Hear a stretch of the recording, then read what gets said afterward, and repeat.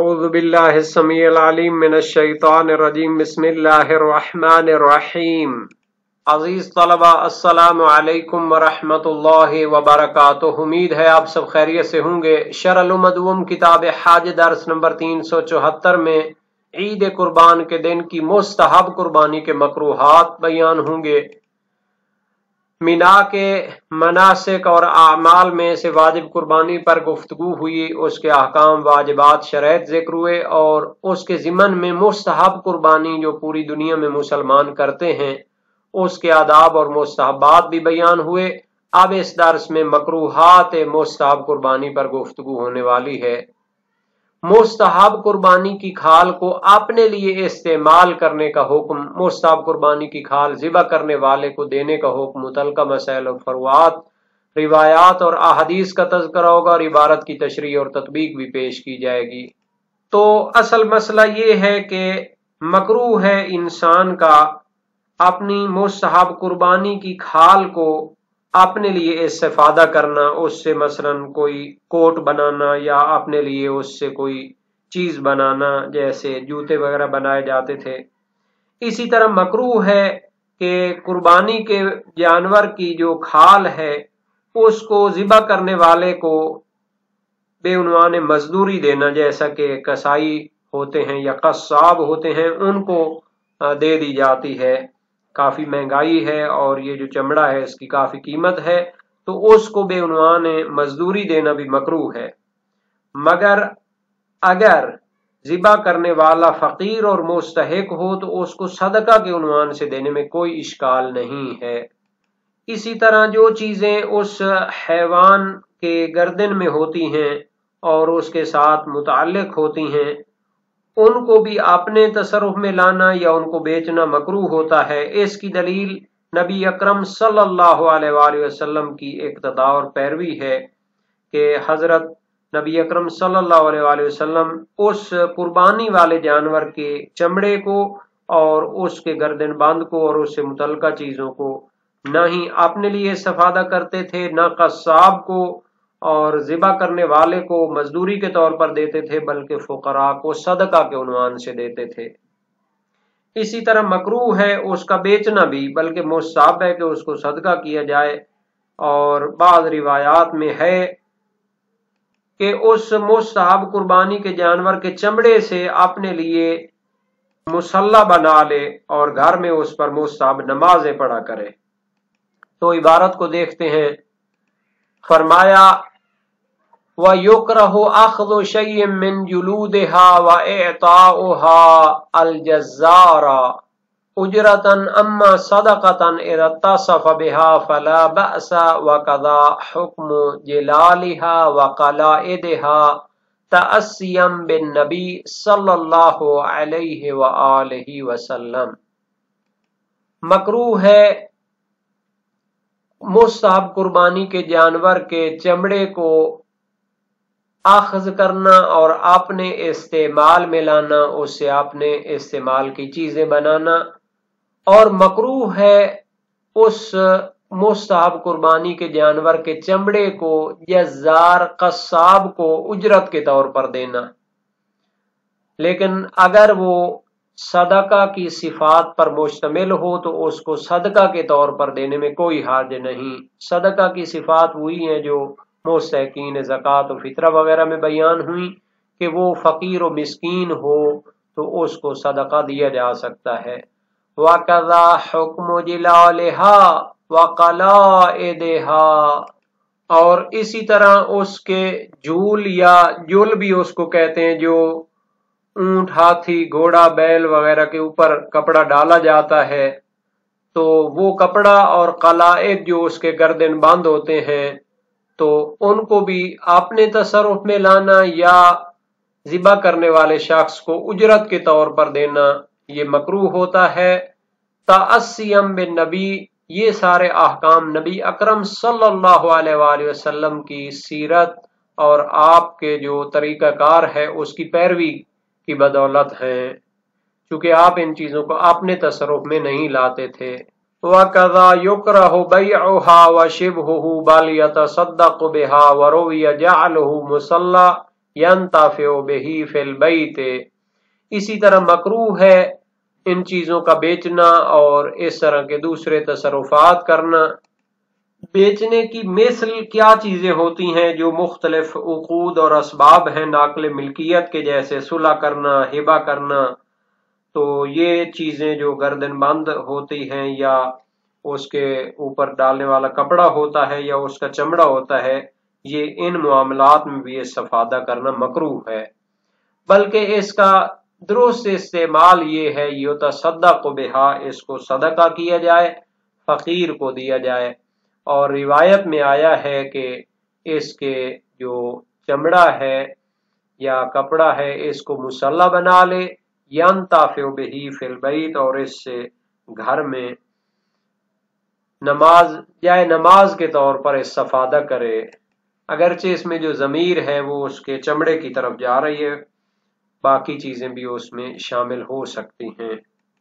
ये लफ्ज़ जिलाल जुल की जमा है और ये हैवान के ऊपर डालने वाले कपड़े के माना में है, और कलाइद ये कलादा की जमा है, गर्दन बांध को कहते हैं।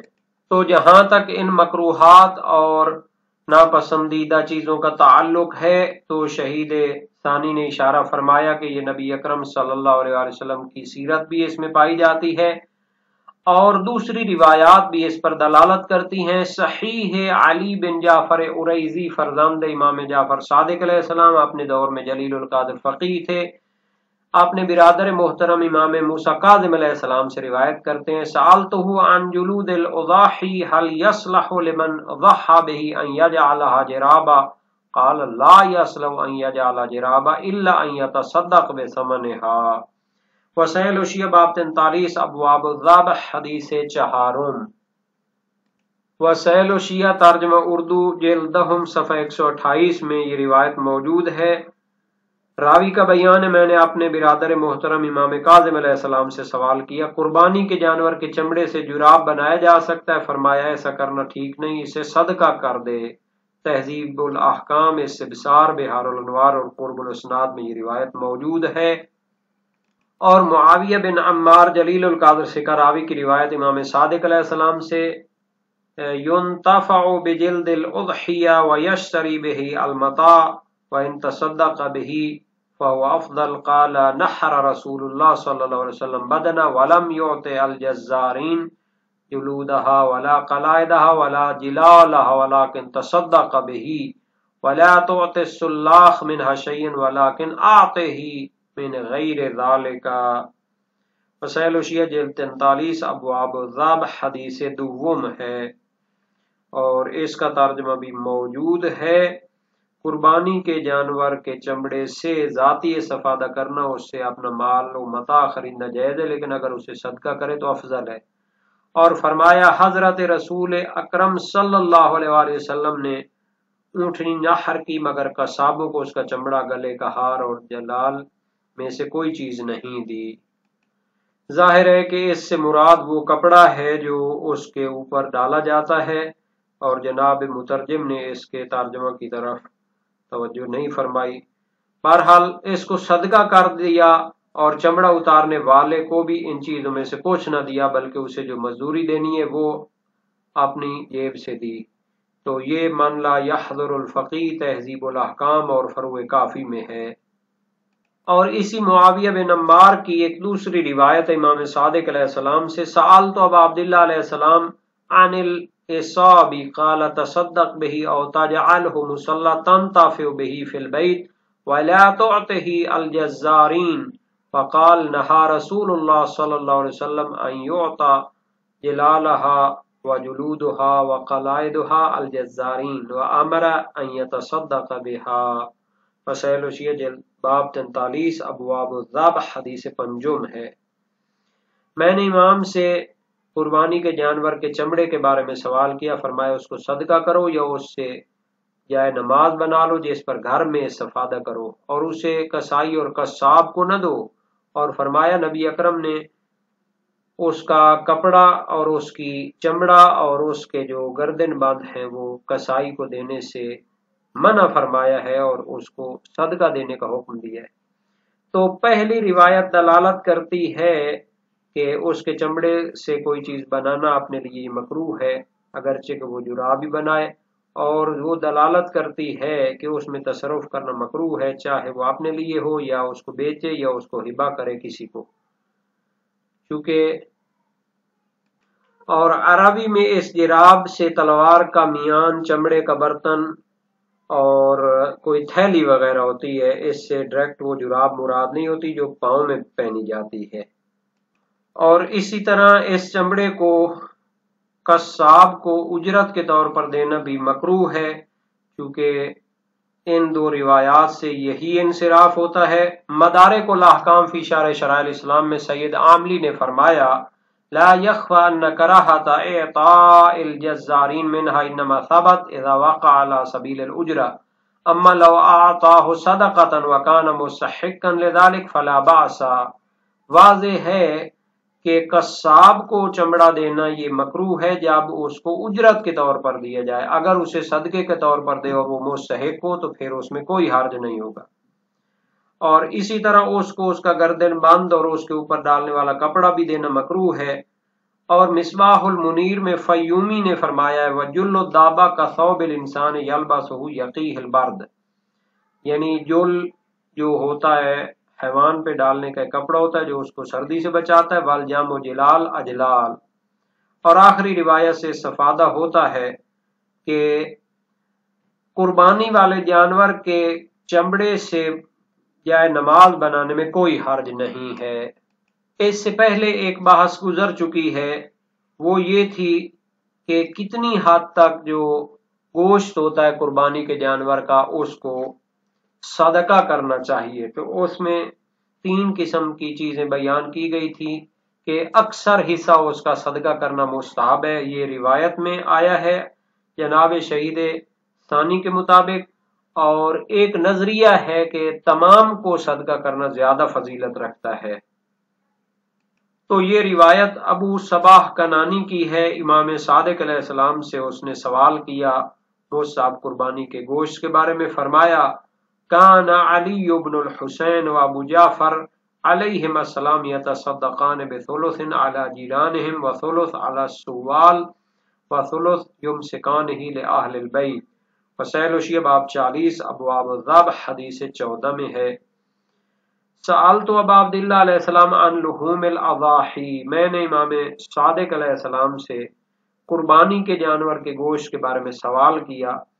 امام علیہ السلام نے فرمایا، امام سجاد علیہ السلام اور امام باقر علیہ السلام قربانی کے جانور کے گوشت کا 1/3 حصہ اپنے ہمسایوں کو صدقہ کرتے تھے اور 1/3 سوال کرنے والوں کو دیتے تھے اور 1/3 اپنے اہل بیت گھر والوں کے لیے روک کر رکھتے تھے۔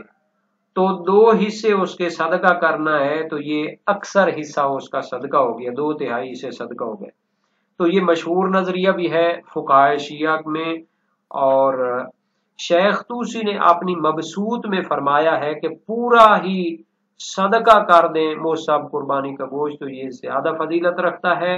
اور صاحب جواہر الکلام فی شرح شرائع الاسلام علامہ محمد حسن نجفی رحمت اللہ علیہ، جنہوں نے موسوعہ علمی فقہی شیعہ کا تحریر فرمایا جو پہلے تو 3 یا 6 جلدوں میں تھا اور اب جو ہے تحقیق کے ساتھ 43 جلدوں میں شائع ہوا، ہر جلد کے 400 500 صفحات تھے، اور پھر تحقیق مزید کے ساتھ جامع مدرسین قم سے مؤسسہ نشر اسلامی سے شائع ہوا، تو 43 جلدیں ہیں اور ہر جلد کے 700-800 صفحات ہیں، ضخیم مجلدات ہیں۔ تو یہ بہت بڑا علمی اور تحقیقی موضوع ہے۔ تو اس میں وہ فرماتے ہیں لم نعرف لہو شاہدا بذالک، شیخ طوسی نے مبسوط میں یہ کہہ دیا ہے کہ پورا گوشت مستحب قربانی کا صدقہ کر دیں تو یہ فضیلت زیادہ ہے، لیکن علامہ محمد حسن نجفی فرماتے ہیں کہ اس کی روایات میں ہمیں کوئی شاہد اور تائید نہیں ملی۔ اچھی بات ہے، یعنی جتنا زیادہ دے دیں گے راہ خدا میں تو دوسروں کی مدد کرنا اور مستحب کام شمار ہو جائے گا، لیکن اس کی خاص دلیل روایات کی روشنی میں ہمیں نہیں ملی۔ تو یہ جو روایات ہیں یہ وسائل و شیعہ میں موجود ہیں، ان کی طرف بھی ہم اشارہ کرتے ہیں، خصوصاً ترجمہ وسائل الشیعہ بھی موجود ہے۔ ترجمہ اردو وسائل الشیعہ جلد 10 صفحہ 124 پر ابو صبا کنانی کی روایت ہے، امام صادق علیہ السلام سے قربانی کے جانوروں کے گوشت کی تقسیم کے بارے میں سوال کیا، فرمایا امام زین العابدین اور امام محمد باقر علیہ السلام اس کا 1/3 پڑوسیوں کو دیتے تھے، 1/3 سائلوں پر صدقہ کرتے اور 1/3 اپنے اہل و عیال کے لیے رکھتے تھے۔ فروع کافی محمد بن یعقوب کلینی سکۃ الاسلام، من لا یحضرہ الفقی جناب شیخ صدوق محمد بن علی بن بابو کمی مقنع، اور علل الشرائع بھی انہی کی ہے۔ اور یہ جو باب ہے وسائل الشیعہ میں مستحبی اور واجبی قربانی سے انسان کو خود کھانے، دوسروں کو کھلانے اور اسے ہدیہ کرنے کا حکم ہے۔ اس میں کل 28 حدیثیں ہیں، جن میں سے 12 کو چھوڑ کر باقی 16 کا ترجمہ کیا گیا ہے۔ تو بہت زیادہ روایات ہیں اس مطلب کی، اور اس کے بعد بھی بہت سے ابواب میں اس کا ذکر موجود ہے۔ ٹوٹل جو قربانی کے متعلق ابواب ہیں وسائل الشیعہ میں، ظاہر ہے کہ اس میں واجب قربانی کے بھی ہیں اور مستحب قربانی کے بھی شامل ہیں۔ یہ 64 ابواب ہیں، اسی جلدہم میں ہیں، اور مستحب قربانی کے بعض احادیث وغیرہ یہاں ذکر ہو چکی ہیں۔ تو اس کے بارے میں بعض لوگ جو عقلی تحلیلیں کرتے ہیں کہ بہت زیادہ گوشت کھایا جاتا ہے قربانی کے دنوں میں، اور ان کو جناب علی یہ فضول خرچی میں چلا جاتا ہے، تو یہ جو مستحبات ہیں شریعت کے اور دین اسلام کے، ان کے بارے میں یہ واضحات کا انکار شمار ہوگا۔ جب اتنی زیادہ احادیث موجود ہیں اور ایک سیرت مسلمین کی موجود ہے، تو اس طرح کے سوالات کی کوئی گنجائش نہیں رہتی۔ یہ نہ فقط اس عنوان سے دیکھا جائے بلکہ یہ مستحب ہے اور یہ ثواب کا کام ہے، اور اس کے آداب، مستحبات، مکروہات، شرائط وغیرہ بیان کی گئی ہیں، فقہا کے کلام میں بھی، علماء کے بیان میں بھی۔